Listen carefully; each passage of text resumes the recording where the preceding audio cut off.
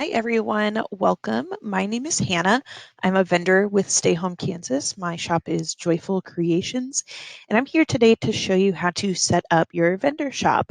Now, when you log in, you have either created an account and you have gotten the setup wizard, um, which is a really great way to set up your shop, but that's not required when you first start. It is the fastest way, but we can also get back to that information once you have logged in. Maybe you don't have all of your logos and stuff ready to go. So that's what we're doing today, is showing you how to set up once you've logged in. So I'm going to go ahead and log in to the site here. And the first page you should get to is the My Account page over here. I just wanted to give you some quick information here on the My Account page. So the dashboard is where all of your information is going to be as a vendor. And then all of these other items below, orders, downloads, addresses, payment methods, are if you were being a customer on the site. Let's say you went to another vendor shop, you liked something they had, and you wanted to purchase it. All of that information would be here. So that order information would be under orders.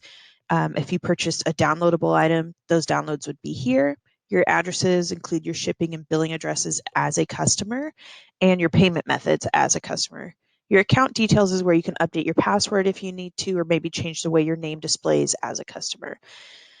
But we will focus on that another time. Today we are looking at the vendor dashboard. So you can click this red button here to go to your vendor dashboard, or click this item up here. Now, once you get to your vendor dashboard, it's going to have a lot of information. It can be really overwhelming at first, but what we suggest is taking kind of a look through and see what kind of information we can provide for you as you're getting started with this and getting sales and processing your orders and all that. It's built to be super easy for you to use. So that's what we're looking at today. We are going to work on the settings. All of these other items we will show you how to use as well to be able to upload your own products, to see your orders when someone has bought something from your part of the site. You can add coupons to your vendor page. Let's say if you wanted to have a promotional sale, that's where you'd put your coupons. You'd be able to see reports on your sales, see how well you've done this month or compared to last month. You'll get reviews on your products when someone purchased something. That's really exciting to get a review to see how much they liked the item that you have created. This withdraw button we recommend staying away from, only because that pulls you away from our site. It would remove your vendor account, and we want to keep you as part of our team. This is a really exciting thing for us to do during this time. So anyway, the last button here is settings. That is where you'll update all of this information. You can see up here at the top, it will tell you your profile status until it's complete. So that's what we are working on, is completing my profile. So in the settings here, you will see my banner is the first thing that I need to upload. It says it'll give me 15% progress, which is exciting. So I'm going to upload a banner. It'll have your recommended dimensions for your banner image. So maybe if you have a banner already on a social media page, you can upload that. And let's get started. So I'm going to, you can either upload a file here, you'll have your media library that'll have all of your pictures as you upload them, so you can use them in other parts of the site. I'm going to drag and drop the banner I created this morning. Oh, and I already uploaded it, but we are uploading again for the sake of showing you how it's done. So once that check mark is done, we will be able to see this information here. There we go. It has been uploaded. You can add alt text. You can quickly describe all of these items I should mention are optional over here. But this alt text is a description if you had a user who had a visual impairment come to the site and they were using a screen reader application, they could hear a description of what the image is. So I might say, field of flowers with Joyful Creations logo. It should be a really simple description, but enough to understand what the image would be for someone who maybe couldn't see the image. You can add a title, so I will say main banner. You can add a caption and a description. Again, all of this is optional, so I won't fill in those, and I'm going to select and crop. It will then show you how to crop your image. It'll give you the recommended dimensions here. It'll keep the ratio, and you save the crop. Hit crop image. It'll take a minute here to crop that, and once it's done, it will upload here for you.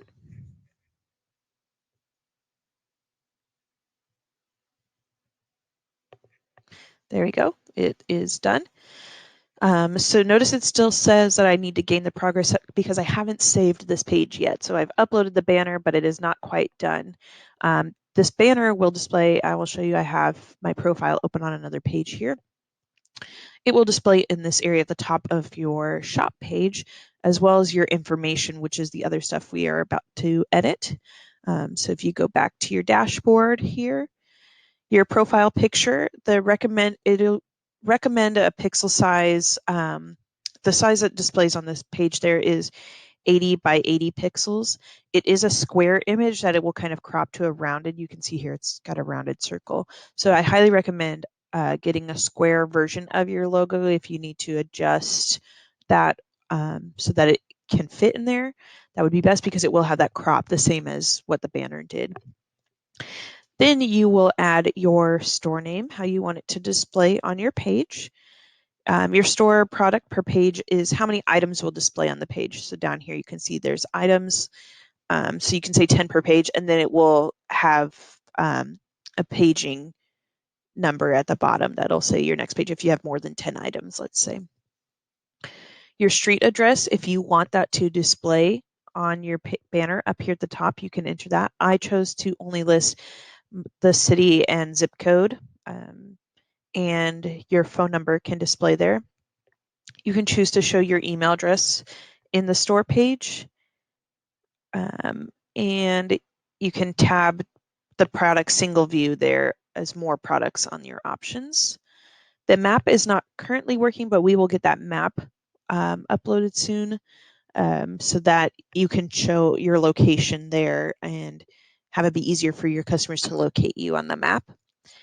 You can show terms and conditions on your store page. I don't currently have my terms and conditions written yet. So those are items like your return policies, your shipping policies, and exchange policies. If you want to include those on your site, you will click this here and you will have your terms and conditions box to be able to edit those items. Next, you'll have your store open and closing time if you want to have an open and closing time. I don't choose to have that because I'm technically always open. You can enable a store-wide discount. Another option there is to do like a page rather than a coupon would be a percentage off of all of your products, for instance. So you can have a minimum order amount, like let's say you say spend $25 or more and get 10% off your entire purchase. So you would enter that information here and you're 10% off there. I am not going to enable a store-wide discount at the moment, but that option is there for you. And then here you have a biography, and I actually haven't tested to see where this goes on this site. So I will say, hi, my name is Hannah. And I'm going to update the settings so that way when we go to the other page, we can see my banner and see where this bio goes. So information has been saved. You can see I got more progress complete on my profile, and we will refresh this page and see if it shows my banner. So we've got my banner up there, which is awesome. And vendor biography is here at the bottom underneath my banner. So you can click that and it will direct you to my vendor biography. Hi, my name is Hannah. Perfect. You will be able to click here. This is a little nav for your vendor page itself. So you can go to the products and see the products that are listed. You can go to reviews once you get some reviews on your page, and those will be listed here. No reviews yet. So let's go back to the dashboard and see a few more items here. So once we've got all that saved, there are a few more items we can adjust up here, especially some important ones like your payment options. you will be paid through PayPal, so you'll either need to use a pre-existing PayPal email address or set one up. That's what I did, is I set one up for my business email, my small business email here. So I put that in there and I update the settings, and that is there. It's asking me to add an address to my store to gain progress. I choose not to show my address because I work out of my home, so I don't want to put my home address on my site. Again, these items are totally optional. Do what makes you feel comfortable. This is a website, so you want to protect your own security there as well. But know that we will try to protect that as much as we can for you. We all have a little bit of experience in web here at Stay Home Kansas, so we want to make sure that we are providing safety for you and making you feel comfortable to use the internet.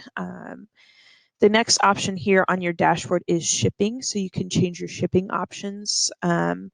It will default to our normal shipping settings. We are using an integration that will check the most up-to-date shipping rates for FedEx, USPS, and UPS.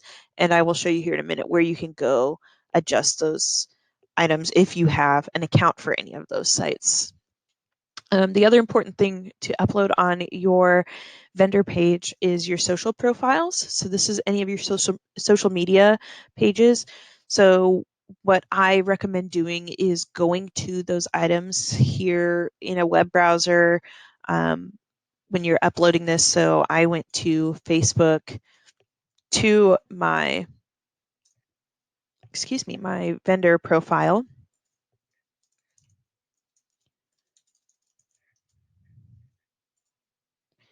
I went straight to that page, and that way I can grab the proper URL. I'm going to copy that, and I'm going to paste it right in here so that we make sure you have the most accurate one for your Facebook profiles, because these links will display on your vendor page right here, the bottom.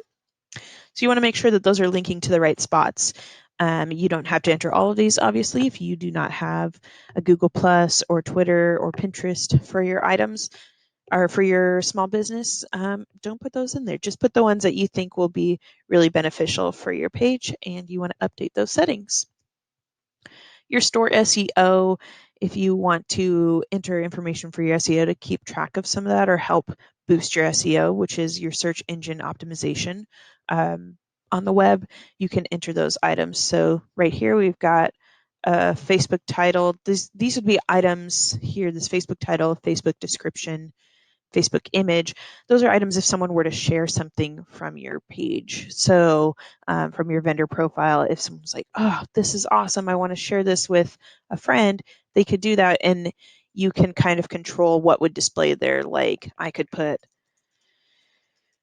shop joyful creations on Stay Home Kansas. You could put a description there if you wanted. You can add some meta description and meta keywords in your SEO title, which I will keep my SEO title the same here. So if it does appear on a search engine, this is what the user would see. I will save those changes here. And those have been updated, which is awesome. I will go back to my dashboard here and check my progress. It's still doing good. And my settings are complete, which is really exciting. That is the really simple way to start your vendor profile. We are constantly updating this and getting more information. We will get this map working, but these items are really exciting to have here, and it's a really simple process so that you can get up and running. I know a lot of things are up in the air right now with the world, but being able to have a site like this is really awesome, and to share with your local community. That last thing I wanted to share with you was the shipping information. That is actually back in your account details on the account page. So if we go up here to my account and click, under account details, this is under vendor options here at the bottom. Up here you can change your name for how it will display, your email address, your password if you need to update it. But then under vendor options, if you have your tax ID number, you can put that in here. We don't require a business license to sell on Stay Home Kansas, but we aren't lawyers and we don't play one on the internet. If you're unsure which laws apply to you regarding your business license or taxes, we recommend you reach out to a qualified professional, but we want to make sure those options are available if you do have that information. The other items under here are for that shipping, like I mentioned earlier. So your FedEx account details, UPS account details, USPS accounts, stamps if you have it, DHL. Those items are all here, and it integrates with the site to help you make your shipping easier if you choose to ship items on your vendor page. Um, so that is a lot of information, I realize, but that's why we created it as a video so that you can have time to go back and look at these items and see how to set up your site. And Bobby, our creator for Stay Home Kansas, is really awesome, super helpful. If you have any questions on anything or you need help or you don't understand something, please feel free to reach out to him. He is awesome, like I said. His account information should have been on an email that you received when you signed up for the site. And we thank you for signing up. Good luck with your sales and welcome to Stay Home Kansas. Thanks. Bye bye.